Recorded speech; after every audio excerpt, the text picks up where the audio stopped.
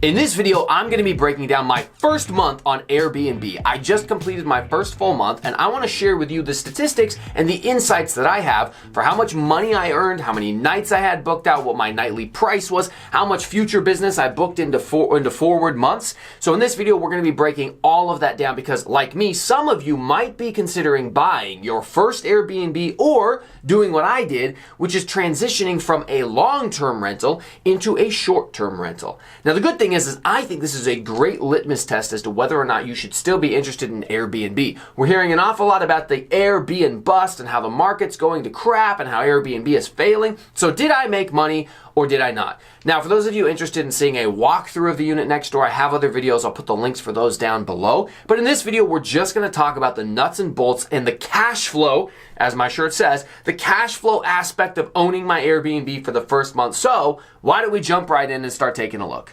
So this property was listed like September 30th. I didn't have any ability for people to pre-book days in October. It was essentially listed October 1st, so all the business that I got was mostly last minute business. But we're gonna take a look at the numbers and how much money I've actually made. So in the month of October, starting out, I made $2,839, $2,840. Now for reference, this was a long-term rental, and my long-term rental was making $2,150 a month. Now I said to myself, all right, I can raise the rent. I could probably take it from $2,150 to $2,400, maybe even $2,500.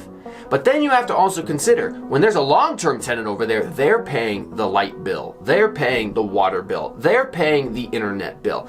All of those expenses are now transitioned onto me. So my break-even point is about $3,000 a month. And I wouldn't even consider it profitable and worth my time unless I'm making $3,500 a month.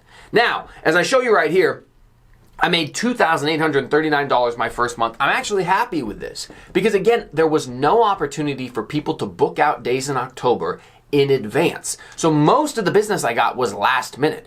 On top of that, I had no reviews. I'm not a Superhost. People are looking at my property and they're unsure if I'm actually worth the price they're gonna pay. So the fact that I made $2,840 in my first month, I'm pretty happy with that. And as you can see, if we take a look here, it's November 1st right now, but I actually have future business booked out for the month of November. I already have $890 booked out this month. And in the month of December, I already have $1,700 booked out. So being able to have $1,000 or nearly $2,000 of business booked out in advance so that as I actually come up to that month and supplement that advanced income with last minute bookings, I think it's gonna be much easier for me to make my goal. The only downside is that I'm doing my test run in the months of October, November, and December, which are heavy travel and vacation months because of the holidays. Who knows where I'm going to be in January, February, but I guess we'll see. Now on Airbnb's website, I'm going to go ahead and just choose the month of October so that it breaks down all the stats specific to just this month. Now we can take a look here. How many nights did I book out in the month of October? 21. How many nights did I have unbooked? 12. My total occupancy rate was 64%, and my nightly price ranged anywhere from $89 a night to $159 a night.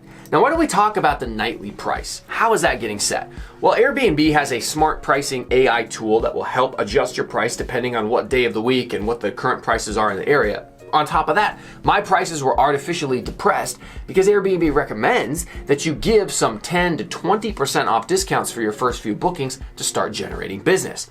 So I actually made less money than I would have if this had all been booked at a higher nightly rate, obviously. But the reason that I have that lower nightly rate is because I'm trying to generate business. Now we're gonna see if I can not drop the prices as much and still make money.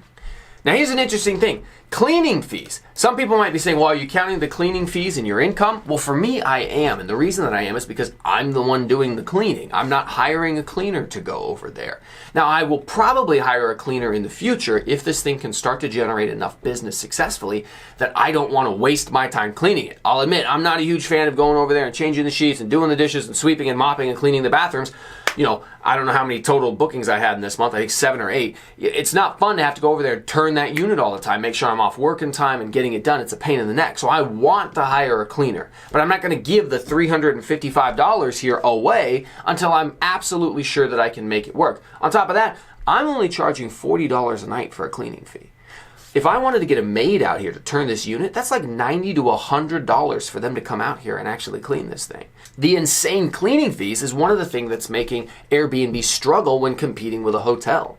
If you're like me and you've stayed at Airbnbs, what I used to love about an Airbnb was that it was actually comparable in price to a hotel, oftentimes better priced than a hotel, and you got kitchen, you got more parking, you had more space. There were so many benefits to it. But as the fees on Airbnb and the cleaning fees have just gone through the roof, it's to the point where if I'm going to do a 1 to 2 night stay, why would I stay at an Airbnb? It's so much more expensive. Now, for people who are still staying 3 days plus and they want a kitchen so they can actually cook for themselves and have a little more space to, relax, makes sense. But I still want to stay competitive with hotels because I want to make money. Alrighty, let's look at a few different metrics. So for the last 30 days, the whole month of October, I had 408 views on my listing. I had 12 total bookings for a booking rate of 2.9%. Now, I'm not sure if this is a good booking rate or a bad booking rate. The only frame of reference that I have is a friend of mine named John, who I chat with on Facebook, who's also doing an Airbnb at a similar price point in California, and he and I have gone back and forth, and we have almost the same number of monthly views with the same number of bookings with a similar booking rate. So at least I know that he and I are similar, but I'm not sure yet if this is good, bad, average, or what have you. I still need to do more research here and see what I can improve. Now, I think it's important to look at reviews. I have 7 total reviews on my property. Every single one of them was a 5-star review, except I got 1 4-star review. So my overall rating is a 4.86. In order to qualify to be a Superhost, you have to have a rating of a 4.8 or higher. So Airbnb does break down their rating system based on different things. So the first thing is check-in, cleanliness, accuracy, communication, location, value. And as I scroll through my ratings right here, you can see Matthew gave me a 5-star, Haley gave me a 5-star, Ken gave me a 4-star, Taryn and Rhett 5, Sharanity 5, Justin 5, and Eli 5. A few people who stayed with me didn't leave reviews, but most people did, and most people were thrilled. I worked as hard as I could to get people early check-ins, late checkouts, and anything that they needed to make sure that their stay was good, and I was extremely responsive. I respond to my text right away to make sure that people get their questions answered. And people appreciated that and told me before they even left they were going to leave me a great review. So my goal is to make Superhost status. Let's talk about that next. So as you can see right here, every 3 months they check to see if you've met the Superhost criteria for the past year, and if you do, you'll become a Superhost. Becoming a Superhost is really important because it's a check that a lot of people use to make sure that the Airbnb that they're moving into or that they're going to rent from is actually a good product, actually a good property. Now, as I mentioned here, it's a time frame thing. Every 3 months they're going to check. They won't check for their next Superhost qualifications until January of 2024. However, let's talk about the different criteria you need to actually become a Superhost. So when it comes down to the criteria, you need to have 10 completed stays or 100 nights over 3+ stays. I haven't met that criteria yet, but I'm getting close, and that's just a factor of me not being on the platform long enough. As more people stay with me, that rating and that number is going to go up. Next, you need to have an overall rating of 4.8 stars or higher. I've already met that, as you can see right here. Next, you have to have a response rate of 90% or higher, which of course I'm responding to every single person who sends me an inquiry or sends me a message. I don't ignore anybody, so met that one as well. And lastly, you have to have a 0% cancellation rate, and that means that you as the host can't cancel on potential guests. Guests can cancel on you. That doesn't affect your rate at all. I've had one person cancel already, and as you can see right here, it says 0% cancellation rate. So 3 out of 4, I've already met the criteria, and I'm well on my way to making sure that I meet the rest of the criteria to become a Superhost by their next assessment period, January 1st. I'll be very curious to see how becoming a Superhost affects my ability to get bookings and how much money that I can charge for the nightly stay. All right, speaking of nightly stay, let's take a look at the calendar. Now, there's a bunch of interesting AI tools like Price Labs out there that aren't used by Airbnb that you can use to set prices for your area to make sure you're getting the maximum amount of money. I haven't used that yet. I haven't signed up for it yet. That is my plan. But right now, I was just using the Airbnb recommended pricing. And my strategy has been, as I approach the next week, if I have unbooked days, I drop the price down to $100 a night because I want to make sure that I get those days booked out. If the property isn't booked, it's not making me any money. So you can see right here all of the different bookings that I had. I had Eli, Justin, Sharanity, Taryn and Red, Ken, Haley, Matthew, Jan, and you can see how many days they stayed for. So you can really only see the pricing for the days that were unbooked. You can see $89 days that were unbooked, $95 days that were unbooked, a couple $150 days that were unbooked. And if you take a look down in the month of November, you can see that I've actually already dropped the prices for the 6th, 7th, 8th, and 9th of November down to $100 a night because I want to get business in. I want people to rent from me. So Airbnb allows you to set your minimum nightly rate and your maximum nightly price. The recommended minimum nightly rate by Airbnb was like $89 a night, but I said preset it at $150 and I will manually change it to less than $150 myself as I get closer. If I've got 3, 4, 5 weeks out, I want to give those dates time for people to book them in advance at the higher price. If they haven't been booked in advance at the higher price, then as we get closer to it, I'll actually drop the prices and see if I can get some business in there. And as far as setting a maximum nightly price, it recommended it. I didn't think there was much of a chance people were going to pay more than $383 a night, so I just let Airbnb determine what that maximum nightly price was going to be.